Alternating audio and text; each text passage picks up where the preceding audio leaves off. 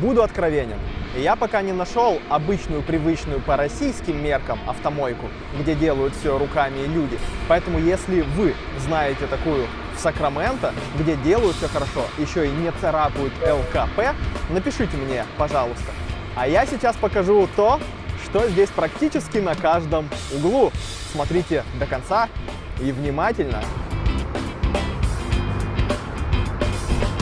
Помыть машину стоит от 10 до 22 долларов в зависимости от тарифа и типа мойки. И сейчас я про них расскажу. А вы пока напишите в комментариях, сколько это стоит в ваших краях. И если не боитесь, укажите страну и город. Но самое интересное, что можно купить безлимитный абонемент. И стоит он по местным меркам очень дешево. Very cheap. Всего в 2 раза дороже одного визита. А мыться приезжай хоть каждый день. Америка. Thank you, sir.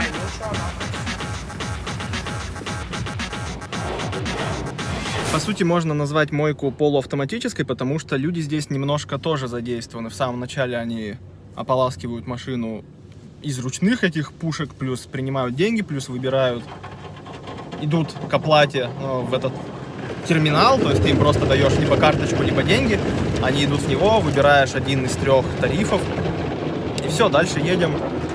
Моемся. Я плохо понимаю пока, чем отличаются тарифы. В прошлый раз брал самый дешевый, но по сути просто машину ополоснули. Сейчас я взял тариф тип мойки Good за 22 доллара.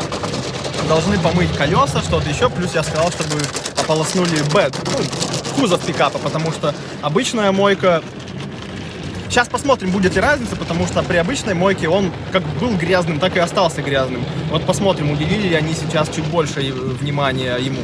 По сути, вся мойка занимает 3-5 минут. И я думаю, вы скажете, что она ничем не отличается от автоматических моек в России. Возможно.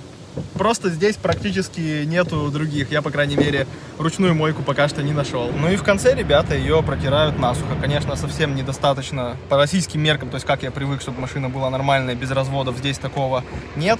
Ну что ж, будем еще искать какие-то автомойки или просто продолжать мыться, потому что, в принципе, приемлемо. Что, поехали к бесплатному пылесосу?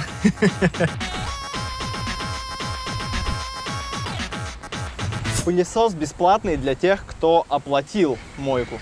И, конечно же, никто за этим не следит, потому что в Америке есть кредит доверия изначально к вам. И все рассчитано на честность и добропорядочность. Поэтому, опять же, никто за этим не следит. И, конечно, определенные слои населения со специфичным мышлением могут этим воспользоваться в корыстных целях и приехать сюда, бесплатно пропылесосить себе машину, не заплатив за мойку, и по сути за этим никто следить не будет, вряд ли кто-то вас придет и накажет. Я не рекомендую так делать, потому что, а вдруг здесь какие-то камеры, вдруг кто-то придет и накажет, но мне знакомые говорили, что приезжай, пылесось без проблем. Я в прошлый раз пропылесосил бесплатно, признаюсь вам, пропылесосил. Потом подумал, совесть где-то внутри заиграла, что-то мне сказала, что так не надо делать, ты же хочешь быть нормальным американцем. И я поехал, заплатил за мойку и помыл заодно машину. Да уж, мойка, конечно, оказалась прям вообще не бог весть что, при том, что, учитывая, что я заказал другую, более дорогую, чем в прошлый раз, за 22 доллара. Написано, что вы должны отдельно помыть колеса, плюс я сказал, что мне нужна мойка кузова. Он сказал, да, типа, это ок. Кузов не вымыт, вы сами видите, там всякие ветки остались. Колеса, в России бы это сказали, типа, чё, фигня, друг, переделывай все. Ох, возможно, надо поискать какую-то подобную, но где хотя бы хоть как-то все равно получше моют. Но, опять же, с другой стороны, машина все-таки не супер грязная. Хотя, опять же, если бы я приехал, когда она совсем грязная. Короче, не знаю, такой странный осадок, вроде и нет злости, как в России. Если бы мне так в России сделали, я бы вообще пошел и сказал, типа, переделывайте все нахрен, везде написал плохие отзывы.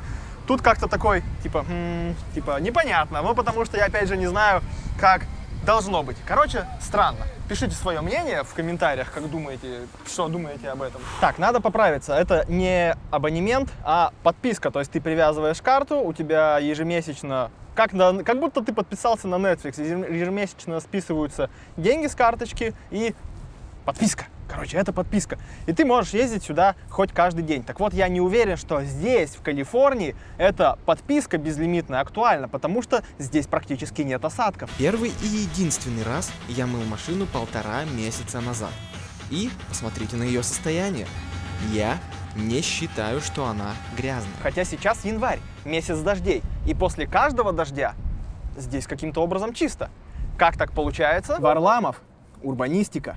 Одних эти слова бесят, другие просто адекватные люди. Так или иначе, про это я сделаю отдельное видео, и мы разберемся, почему после дождя машина чистая, но при этом, почему быть пешеходом здесь – это страдание. Иными словами, хороший, плохой Сакраменто с урбанистической точки зрения. И как это все работает. Спасибо вам за просмотр. С вами был Николай Живчанин. Увидимся!